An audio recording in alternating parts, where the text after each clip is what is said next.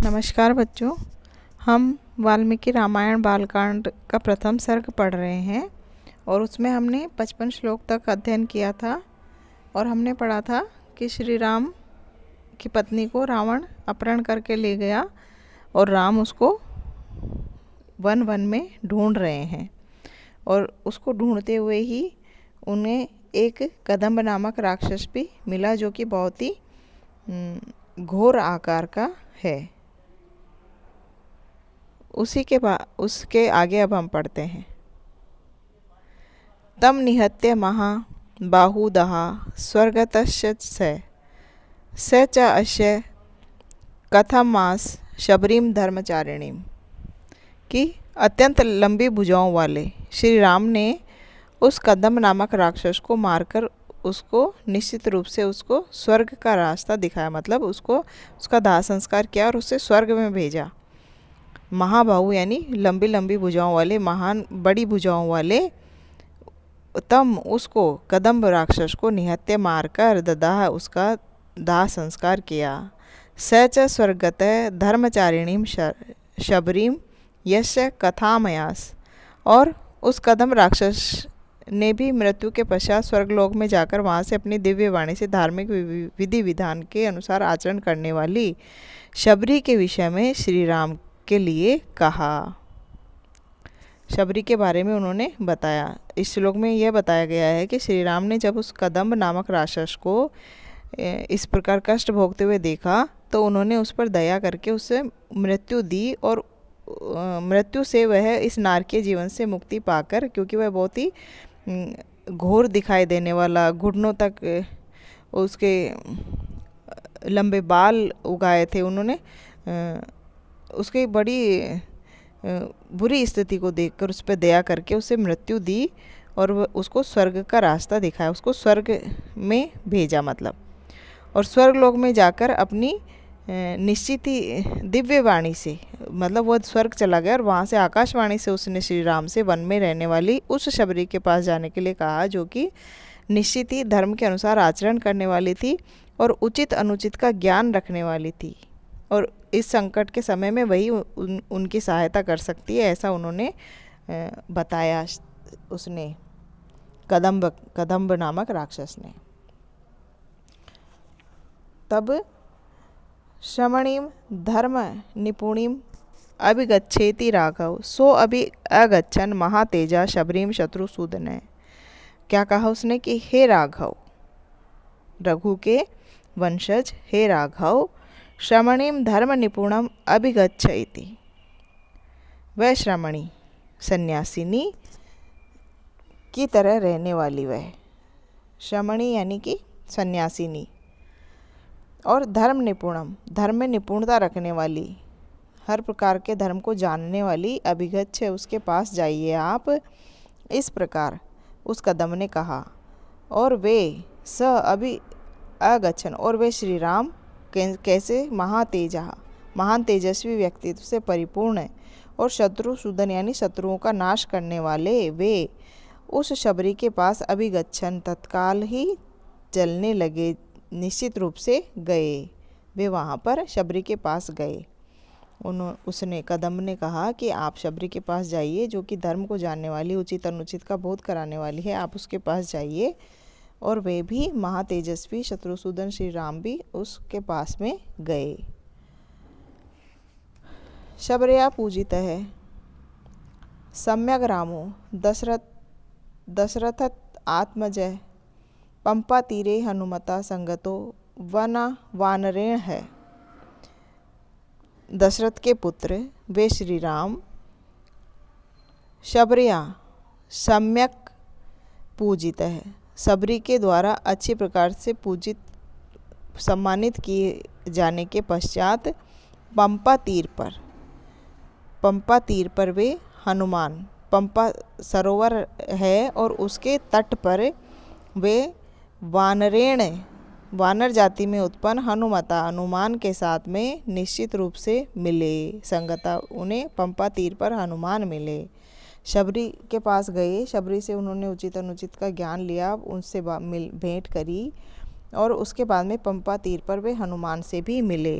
तो बच्चों इसमें जो है पूरी रामायण को संक्षेप में बताया जा रहा है। नारद मुनि जो है वह वाल्मीकि को बता रहे हैं। आपके मन में अगर दिमाग में यह सवाल उठे कि इस तरीके से इतनी जल्दी जल्दी सारी घटनाओं को क्यों बताया जा रहा है, तो ये एक समरी बताई जा रही है। जैसे भी कोई भी कहानी को लिखने से पहले उसकी समरी, या फिर हम भी देखते हैं कि हमें परीक्षाओं में कई बार किसी कहानी या किसी कथा की समरी पूछ ली जाती है, तो ये वह बताई जा रही है नारद के द्वारा वाल्मीकि को, ताकि वाल्मीकि उस कहानी पर एक महाकाव्य की रचना करेंगे, वाल्मीकि रामायण की रचना करेंगे। तो वह सारी राम के जीवन की सारी घटनाओं को बहुत ही शीघ्र धीरे धीरे मतलब बहुत ही संक्षेप में उनको समझा रहे हैं। तो सबरी से मिलने के बाद में वे हनुमान से मिले पंपा सरोवर के तट पर। फिर हनुमद वचनात् चैव सुग्रीवेण समागत है सुग्रीवाय च तत्सर्वं संसद रामो महाबल है कि सुग्रीव हनुमान के द्वारा कहे गए वचनों से वे सुग्रीव के साथ में मिले। मतलब हनुमान ने उन्हें सुग्रीव के बारे में बताया और फिर वह वानर राज सुग्रीव के साथ उनकी मित्रता हुई श्री राम की। और सुग्रीव के लिए महान बलशाली श्री राम ने अपने वनवास में आने वाले सीताहरण की बात को भी का सारा वृतांत भी बताया। सुग्रीव को उन्होंने अपने साथ हुई सारी घटनाओं के बारे में बताया। नारद कहते हैं कि हनुमान के सामने श्री राम ने अपने जीवन से संबंधित सबसे बड़ी समस्या, जो कि सीताहरण से उत्पन्न हुई, सीताहरण एक बहुत बड़ी उनके सामने विकट समस्या आ गई थी, उसको बताया। हनुमान जी ने कहा कि इस काम के लिए हमें किष्किंधा के पूर्व राजा और वानर अधिपति सुग्रीव के साथ लेना चाहिए। और ये सारी बातें सुनकर सुग्रीव की सहायता के बिना इस काम में सफलता प्राप्त नहीं की जा सकती। यह सब हनुमान के साथ उन्होंने अपने वार्तालाप की। हनुमान जी के वचनों को स्वीकार कर सर्वप्रथम तो महान और बलशाली श्री राम ने सुग्रीव के साथ मित्रता की। मित्र बन जाने के बाद में निकटता की अनुभूति करते हुए श्री राम ने वनवास में आने और स्वर्णमर्ग के साथ धोखे से उनका हरण करने और धोखे से ही पीछे से वेश बदलकर रावण के द्वारा सीता का हरण किए जाने संबंधी सारा वृत्तांत उनको सुनाया। फिर आदि तस्तध्य तथा व्रतम सीतायाश्च विशेषतः सुग्रीवश्च अपि तत्सर्वं श्रुत्वा रामस्य वानरः चकार सख्यं रामेण प्रीतश्च एव अग्निसाक्षिकं ततो वनराज राजेन वैरानुकथनं प्रति रामायाद वेदितं सर्वं प्रणयाद दुखितेन च प्रतिज्ञातं च रामेण तदा बालीवधं प्रति। कि उसके बाद में सुग्रीव से मिलने के बाद में क्या हुआ, आदि से मतलब शुरू से अंत तक, आदि से शुरू करते हुए अयोध्या से लेकर अपने वनवास तक का सारा वृत्तांत, तद व्रतम यथा सीताया च विशेषतः, और विशेष रूप से सीता के साथ जो घटना घटी वह संसद सब कुछ उन्होंने बताया। फिर वानरः च सुग्रीव अपि रामस्य तत्सर्वं श्रुत्वा, और फिर उन वानर राज सुग्रीव ने भी पूरी बात को, राम के सारे जीवन वृत्तांत को ध्यान से सुनकर प्रीतः अग्नि साक्षिकम, प्रेम से प्रसन्न होकर और अग्नि को साक्षी मानकर रामेण सख्यम चकार है, राम के साथ में मित्रता की स्थापना करी। अग्नि को साक्षी मानकर राम के साथ मित्रता की स्थापना करी। ततः दुखितेन वानर राजेन, फिर दोनों में मित्रता स्थापित हो जाने के बाद में मन से दुख का अनुभव करते हुए वानर राज सुग्रीव ने वैर अनुकथनम, अपने वैरी यानी अपने शत्रु के बारे में बताया। शत्रु के बारे में उन्होंने अनुकथन बताया, प्रतीक अनुकथन, यानी कि वानर राज सुग्रीव ने भी अपनी कथा को या अपने दुख को उनको बताया। प्रणयात सर्वम रामाय वेदितम, और प्रणय के प्रेम से आबद्ध होकर राम ने भी सारा वृत्तांत सुना। अत्यंत विस्तार से कहे गए सारे वृत्तांत को, सुग्रीव की बात को सुनने के बाद रामेण बालीवधम प्रति प्रतिज्ञातम, राम ने बाली वध की प्रतिज्ञा भी ली। सुग्रीव ने अपने शत्रु बाली के बारे में बताया और राम ने भी उस बाली का वध करने की प्रतिज्ञा ली अपने मित्र के प्रेम के कारण। बालिनश्च बलम तत्र कथायां मास वानरः सुग्रीवः शंकित च आसीनत्यम वीरेण राघवे कि बालिनश्च बलम तत्र कथा माया से वानर है और उसके बाद और वहाँ पर तत्र च वानर सुग्रीव राघवे वीरेण शंकित आसित, उसके बाद में सुग्रीव ने राघव के पराक्रम पर कुछ शंका जताई। बाली जो है वो बहुत ही बलवान था, उसको मार पाना इतना आसान नहीं था। ऋष्यमुख नामक पर्वत पर वानर जाति का वह किष्किंधा का पूर्व राजा सुग्रीव महाराजा रघु के वंशज श्री राम के पराक्रम के विषय में शंकाग्रस्त हो रहा था कि यह बाली को कैसे मार पाएंगे श्री राम, क्योंकि बाली जो है वह अत्यधिक बलवान था। तो उन्होंने उस पर शंका की श्री राम के बल पर, और इसलिए अपने भाई बाली के विषय में बार बार कहता ही रहा उसने। बालिस बलम नित्यम कथयाम आस है, उनको बार बार वह बता रहा था बाली के बल के बारे में। राघव प्रत्यार्थम तु दुदुम्भे कायम उत्तमम ददर्यामास सुग्रीवो महापर्व सन्निभम कि सुग्रीव राघव प्रत्यार्थम तु महापर्वत सन्निभम कि वानरों के उस राजा सुग्रीव ने महाराज रघु के वंशज श्री राम को अपनी बात का विश्वास दिलाने के लिए निश्चित रूप से एक महान और विशाल पर्वत के सामने लगने वाले दुदुम्बी नामक राक्षस के अत्यंत विशालकाय शरीर अर्थात अस्थिपंजर को दिखाया कि बाली कितना बलशाली है कि इसने इतने विशाल पर्वत के जैसे दिखने वाले उस राक्षस के जो पिंजर अस्थि पिंजर केवल जिसकी अस्थियाँ शेष रह गई हैं पहाड़ के जैसी ही दिख रही है दूर पड़ी हुई, ऐसे उस राक्षस के पिंजर दिखाया कि इसको भी बाली ने इस तरीके से मार गिराया था। कि क्यों बताया उसने, क्योंकि उसे राम के बल पर शंका हो रही थी कि किस प्रकार से यह बाली को मार पाएंगे। उत स्मित्वा महाबाहु प्रेक्ष्य चास्थिम महाबलम पादांगुष्ठेन चिक्षेप संपूर्ण 10 योजनम कि महान या अत्यंत बलशाली भुजाओं वाले वह श्री राम महाबाहु महाबल है, विशाल भुजाओं वाले और महान बलशाली श्री राम ने उस अस्थिम प्रेक्ष्य उस राक्षस के अस्थि पिंजर को देखा और फिर उत्समित्वाच और उसके बाद कुछ मुस्कुराते हुए पादा अंगुष्ठेन पैर के अंगूठे से ही उठाकर उसको संपूर्ण पूरा का पूरा 10 योजनम चिक्षेप 10 योजन तक 10 कोस तक दूर फेंक दिया। उस अस्थि पिंजर को देखा श्री राम ने और पैर के अंगूठे से ठोकर मारकर ही उस अस्थि पिंजर को 10 कोस दूर फेंक दिया। यानी कि जो सुग्रीव राम के बल पर शंका कर रहे थे कि राम कैसे इसको मारेंगे, तो राम ने भी अपने बल का परिचय देते हुए उस अस्थि पंजर जिसको उसने दिखाया था सुग्रीव ने कि इतने बड़े राक्षस को बाली ने मारा, उसके अस्थि पिंजर को उन्होंने पैर के अंगूठे की ठोकर से ही 10 कोस दूर फेंक दिया।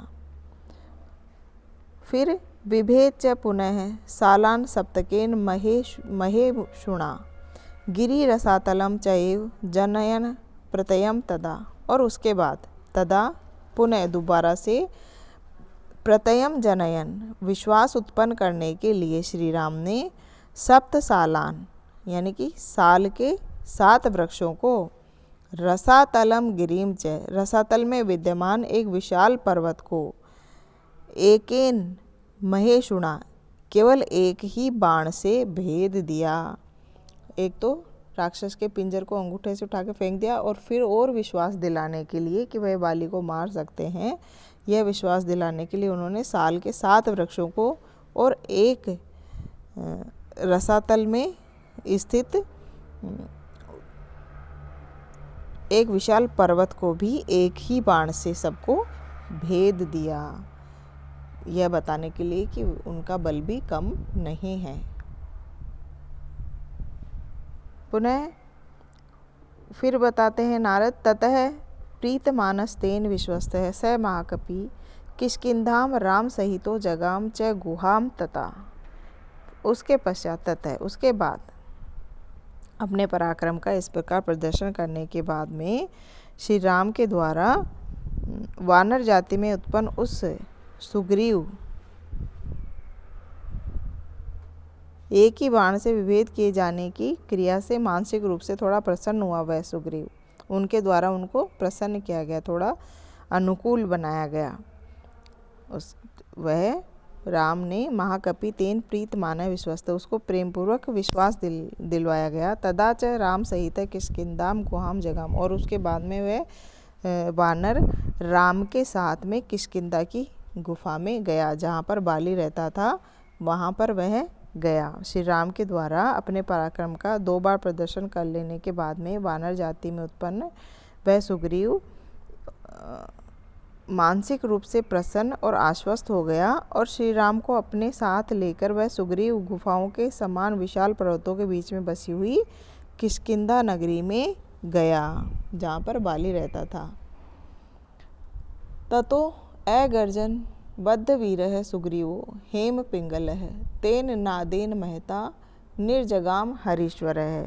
कि उसके बाद में ततो उसके बाद हेम पिंगल यानी सोने के समान चमकते हुए सुनहरे रंग वाले, हेम यानी सोना और पिंगल यानी पीला, सोने के समान पीला या सोने के समान चमकता हुआ।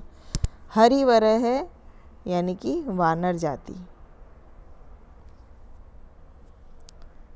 किष्किंधा नगरी में पहुंचने के बाद में सोने के समान चमकते हुए सुनहरे शरीर वाले और वानर जाति में श्रेष्ठ सुग्रीव ने अगर्जत जोरदार गर्जना की, भयंकर वाली गर्जना की, और तेन महता नादेन हरीश्वर निर्जगाम, और सुग्रीव के द्वारा की गई इस गर्जना से सिंहनाद को सुनकर वानरों का अधिपति बाली अपने राजमहल से निकलकर बाहर आ गया। तेन महता नादेन उसके महान नाद से, उसके महान गर्जना से, हरीश्वर है यानी कि वानरों का राजा, निर्जगाम बाहर आ गया, बाली भी बाहर आ गया। तब अनुमान्य तदा ताराम सुग्रीवेण समागत है निजगान च तत्रेन नम शरेणेकेन राघव है। उसके बाद में तब वह जब बाहर निकल रहा था बाली, तब तारा अनुमान्य सुग्रीवेण समागत है। तारा अपनी पत्नी तारा को अनुमान्य अच्छी तरह से मनाकर संतुष्ट करते हुए सुग्रीव के साथ और पास में आकर बाली ने युद्ध किया। अपनी पत्नी तारा को अच्छी तरह से मनाकर, तारा ने उसका रोका होगा, और उसको मनाने के बाद में सुग्रीव के साथ में बाली ने युद्ध करना प्रारंभ किया। निजगान च तत्रेन शरणेकेन राघव, और तत्र उसके बाद वहाँ च राघव एनम एकेन शरेण निजगान, राघव के एक ही बाण से वह मार दिया गया, और उन दोनों के युद्ध में अंततः राघव के एक बाण से वह बाली मार दिया गया, बाली मर गया। ततः सुग्रीव वचनाद दत्वा बालिन महावे सुग्रीवमेव तद राज्ये राघव प्रतिपादयत। कि उसके बाद में उसके बाद राघव यानी श्री राम ने सुग्रीव के द्वारा कहे हुए वचनों से आहवे वालिनम हत्वा, सुग्रीव के वचनों को मानते हुए युद्ध में किष्किंधा के अधिपति बाली को मार के उस राज्य पर सुग्रीवमेव अप्रत्ययत, सुग्रीव को निश्चित रूप से स्थापित कर दिया। बाली को मारकर उस राज्य पर, किष्किंधा राज्य पर श्री राघव ने सुग्रीव को स्थापित कर दिया।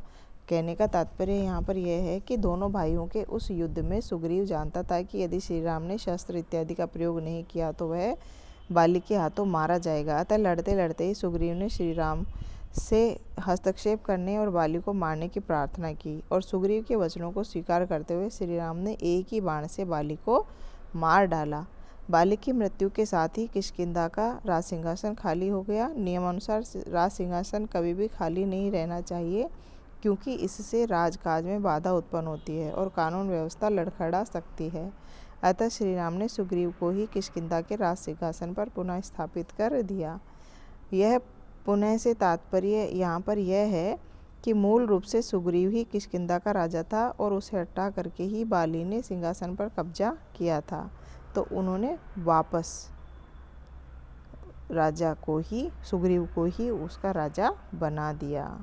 तो बच्चों, आज हमने 70 श्लोक तक इस वाल्मीकि रामायण को पढ़ा। इसके आगे हम कल की कक्षा में अध्ययन करेंगे।